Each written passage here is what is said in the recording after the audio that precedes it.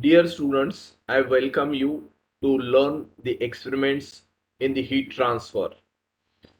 So the first experiment that is related to the heat transfer through lagged pipe. Now basically what this lagged pipe is.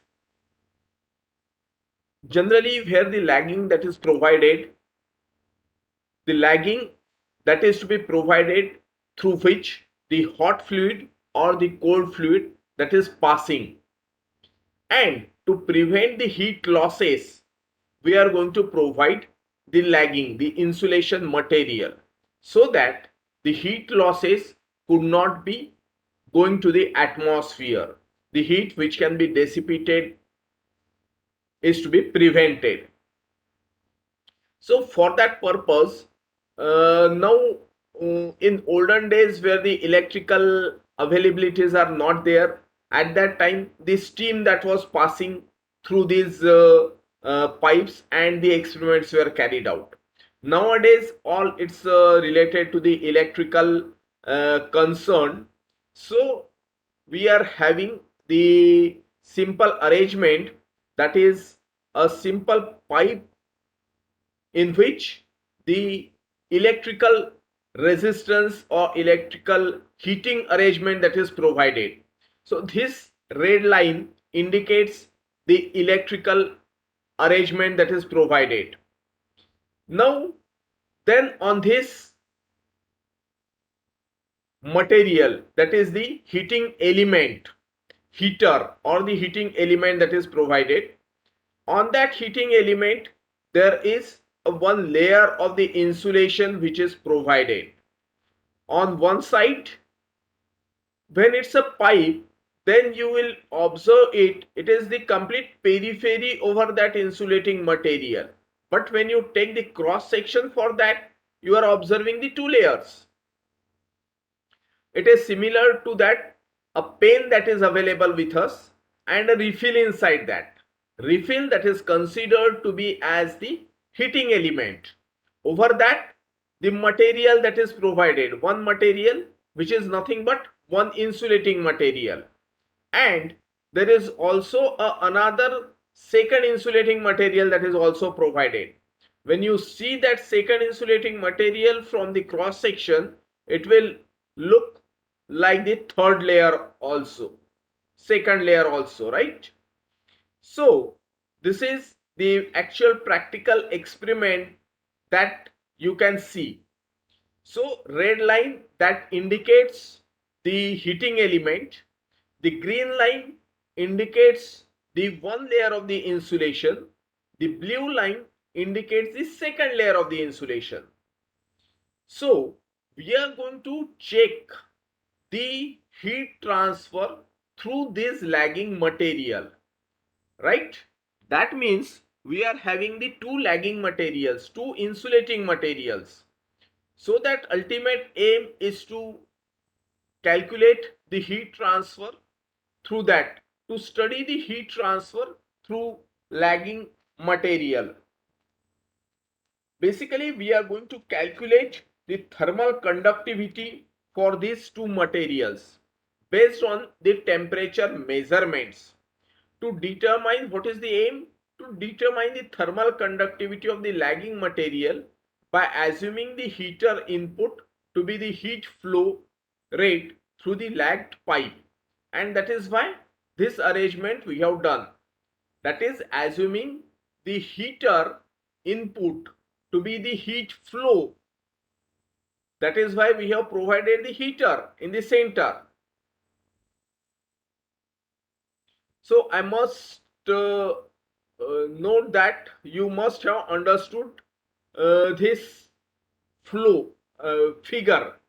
You can imagine that. Now we have to measure the temperatures. Now there are certain temperature measurements, that is T1, T2, T3, T4, T5 and T6 are your temperature measurements. So where these temperature measurements they are provided, one which is before, no, one that is on the outer surface, then 2 that is on the outer surface of the second side, then 3 in between the first and the second layer of the insulation, 4 that is also in between the second layer of the insulation, then the 5 that is in between the heater and the first layer of the insulation, and on the other side of the heater layer and the insulation. So these are the 5 arrangements, that is this is 1, T2, T3, T4, T5 and T6.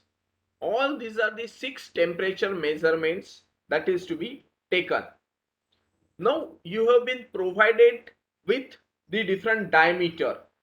The inside pipe diameter, that is 29 millimeter, that is provided in the practical record itself. Then the middle pipe diameter is 58 millimeter and the outside pipe diameter, that is 110 millimeter. So you are knowing the dimensions of this pipe and you are knowing the temperature. So Q, which is equal to minus Ka dt upon dx, that is our general formula. So when you apply that general formula for a cylinder, now this is a pipe, that means our cylinder that is available. So that formula modifies to Q, which is equal to area, which is equal to 2 pi KL into the temperature difference, that is T2 minus T1 upon the ln of R1 upon R2. So this is the basic formula which will be used. Now in this you have to calculate the thermal conductivity. Now how will you calculate the heat flow? Heat flow you can calculate it by Q, which is equal to the electrical supply, electrical heat, that is voltage into the current. So how much amount of the electricity that is provided to this heating element, that you can note down from your voltmeter and from your ammeter. So I will be measuring the voltage and the current. So once this voltage and the current that is being measured, which is going to supply the heat to the heating element or to the electrical resistance, so that I will be able to calculate the amount of the heat Q. So once this amount of the heat that is calculated, I will be ready to calculate the thermal conductivity K, which is nothing but area, that is your surface area, which is nothing but 2 pi R into the L. Sorry, this is K, which is equal to the Q into ln, Q into the ln of radius ratio, ln of R2 upon R1. So we will see here. I hope you have understood the figure, you have understood the readings. Okay, readings, how to take the readings in this? Once you have noted the voltage and the current, then slowly this heating element is going to heat. And I am going to note down the temperatures for these various thermocouples which are provided at the 6 different points. So after every 10 minutes, I am going to measure the temperature. After every 10 minutes. What will happen if you are going to heat the heating element, the temperature will continuously rise for this insulating material. It will take its own time to increase its temperature. Now you know the heater that is available in our household purposes.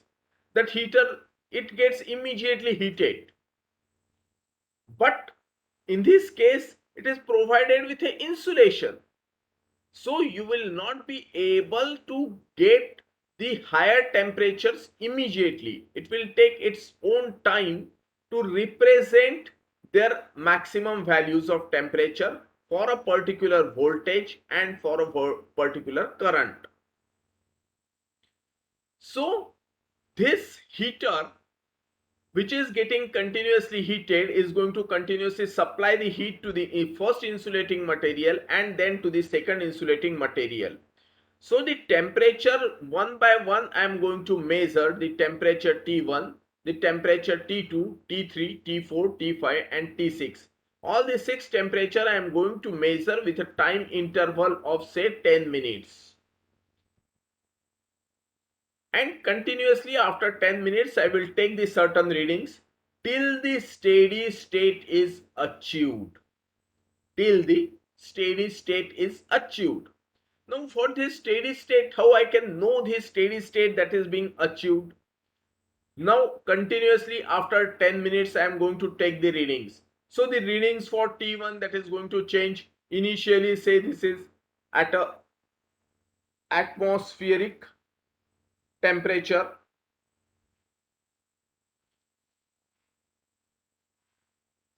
This is at a initially at an atmospheric temperature, say 28 degrees Celsius. That is initial condition. So it is slightly going to increase after a certain time. It means after 10 minutes it may reach to the 29 degrees Celsius. Then after 20 minutes it will reach to the 30 degrees Celsius. Then after 30 minutes it may go to the 32 degrees Celsius. Then after 40 minutes it will go to the 34 degrees Celsius. After 50 minutes it will go to the 35 degrees Celsius. After 60 minutes it will go to 36 degrees Celsius. Then after 70 minutes it will again showing the 36 degrees Celsius. Now what it means, when the temperature that is going to show the two consistent readings for a difference of 10 minutes, then I will say that the steady state that has been achieved. Steady state that has been achieved. That means all the 6 readings that will show the same temperature, say at 70 minutes and 80 minutes. All the values of temperature T1, T2, T3, T4, T5 and T6 will be the same. It will be the repeating one. That means a steady state that has been achieved. This is most important part of this experiment. The temperature achieved, that may require more than this time. It may require up to 2 hours also. That depends on your supplied voltage and current. If I will put the higher voltage and higher current, then it is going to take a more time. So this is what our experiment is. Now we will see the calculations related to this, the theory part that is provided. This is our basic formula K, which is equal to Q into the log of R2 upon R1 upon 2 pi L into T2 minus T1. So heat input Q, which is equal to the voltage into the current. The ratios that is already provided for the radius. These are the radius which is provided, all the three radius that is provided, and these are the temperature readings you have to note down. For a particular voltage of say 10 volts and a current of 0.3 amperes, the temperatures that will be noted. I have provided the temperatures at steady state only.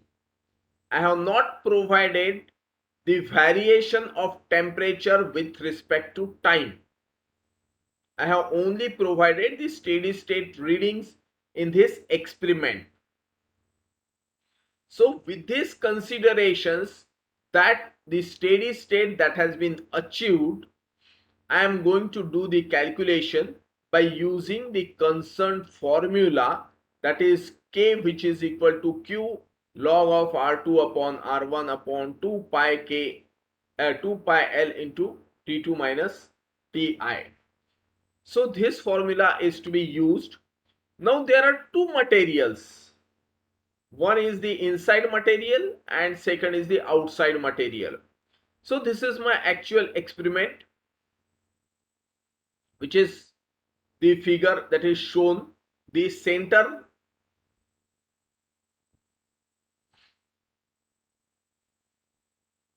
that is provided with a heating element, the temperature T1, T2, T3, T4, T5 and T6 that is shown. So all this outside pipe, middle pipe and the inner pipe. So lagging material 1 and lagging material 2 that is provided. So the thermal conductivity K that is to be calculated for the lagging material 1 and for the lagging material 2. So with the temperature and radius difference in between these two, I can calculate the thermal conductivity for the first material. With the radius and temperature difference of these two, I can calculate the thermal conductivity for the second material, and with a temperature and radius difference of these two, I can calculate the thermal conductivity for the composite material. So the three thermal conductivities that are to be calculated in this experiment. So what radius and what temperature that is to be taken into account, that is of more concern.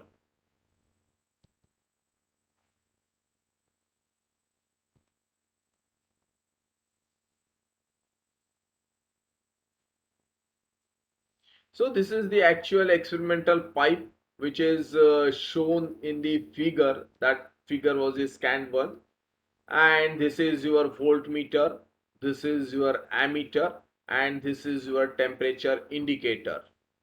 All these are the wires which are provided. These are your wires which are provided and connected to the temperature indicator and voltage indicator, so that the temperature and voltage that will be measured. So this is your experimental setup where you are going to calculate the thermal conductivity of the insulating material. Now the second experiment, that is the heat transfer through composite wall. Here also you are going to calculate the thermal conductivity of the composite wall. The experiment is similar to that of the previous experiment, but instead of a pipe, I am going to provide the plates.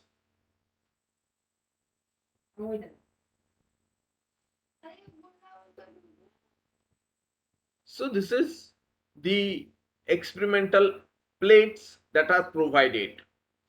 This is the wooden plate, then bakelite plate, and the cast iron plate. The three plates they are provided.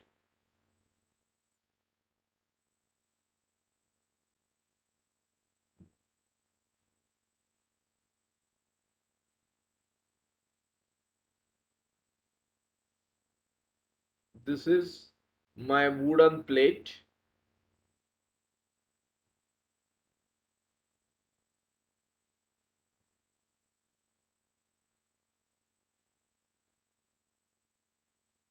This is the bakelite plate.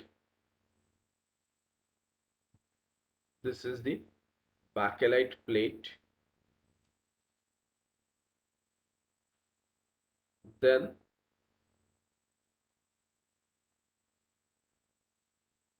the cast iron plate. On both the sides of a heating element, and in the center there is a heating element which is provided. This is the heating element which is provided at the center. That means on the heating element, both the sides, the heating element is sandwiched between the two cast iron plates. Above these two cast iron plates, there is a bakelite plate, and above that bakelite plate, there is a wooden plate. Now, you are going to measure the temperatures T1, T2 across the heating element, means on the inner surface of the cast iron plate. Then T3, T4 are the temperatures on the outside surface of the cast iron plate. That means on the inner surface of the bakelite plate. Then the T5 and T6, that is in between the interface of bakelite plate and the wooden plate. And finally the T7 and T8 on the outer surface of the wooden plate. T7 are on the outer surface of the wooden plate. So in between every two layers, there is a thermocouple that is provided, which is going to give me the actual temperature or the temperature across each plate. Temperature across each plate, that is noted. So this is the temperatures, they are noted. T1 to T8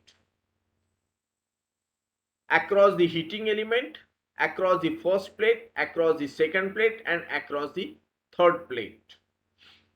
So all these are enclosed in a cabinet, and that is pressed with a certain screw. This is a frame that is provided. This is all arrangement, but the actual experiment is this one only. Rest of the frame that is of concern. So three different types of plate and a heating element. Now in this experiment also you are measuring the time and the temperature.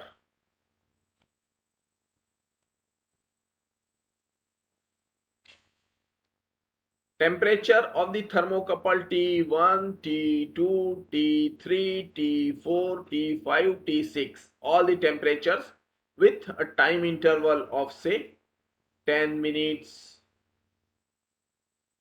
Again I am going to measure a temperature, say 30 degrees Celsius was the initial temperature for the T1. Then at 20 minutes it has reached to the 34 degrees Celsius. Then say after 60 minutes it has reached to the 40 degrees Celsius. Then 70 minutes, 40 degrees Celsius.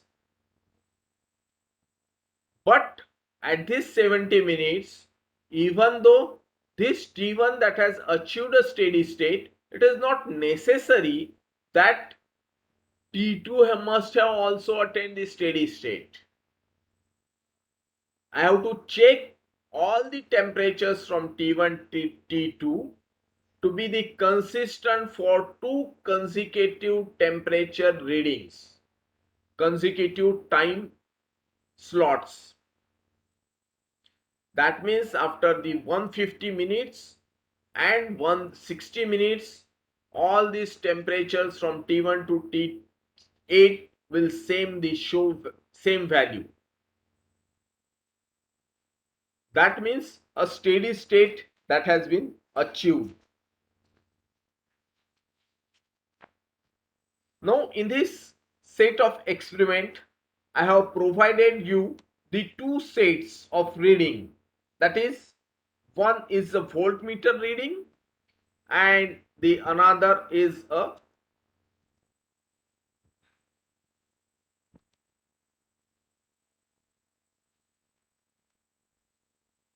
ammeter reading, voltmeter and ammeter reading. For that, all the steady state values of the temperature T1 to T8 that has been mentioned. Again, for the set 2 of say voltmeter and the specific current, all the steady state values that have been provided.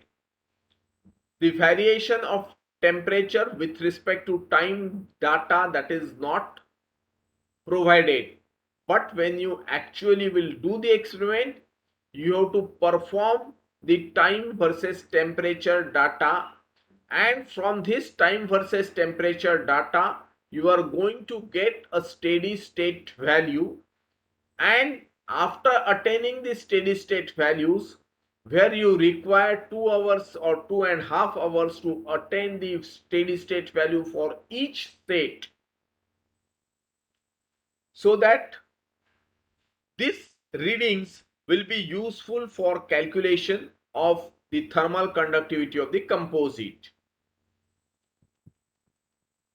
So T1 TA, that is the average of T1 plus T2 divided by 2. Similarly TB, T3, TB, TC and TD, that is the average of the two temperatures across the each plate. T1 is across the heater, T2 is across the first, T3 and T4 is across the first plate, T5 and T6 across the second plate, T7 and T8 are across the third plate. So this is what the temperature differences they have been noted, and that is for a particular voltage and the current.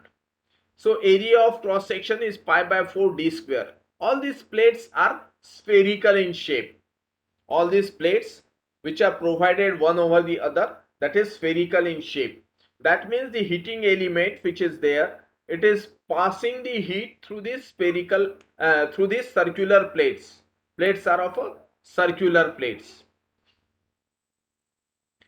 So resistance are total, that is Ta minus Td upon Q, and the thermal conductivity of the composite, that is Q, small q, which is the heat flux, into the B upon Ta minus Td. This is for the composite. I can also calculate the resistance for the first wall, resistance for the second wall, resistance for the third wall, and accordingly the temperature difference that is to be selected. So when it's a composite wall, the temperature difference is across the complete two things, across the inner and the outer surface. But when you are taking the temperature difference in between the Ta and Tb, then whatever the material, that is say cast iron is here, you will get the thermal conductivity for cast iron here. Sorry. Then if you will take a temperature difference for this Tb and Tc, you will get the temperature difference, thermal conductivity for the second material, that is your bakelite. and the third temperature difference between the Tc and Td, you will get the thermal conductivity for the wooden material. Here also you have to calculate the thermal conductivities for the three different material and verify that thermal conductivity of the defined materials with the standard values what you will get. So this is the second experiment associated with the heat transfer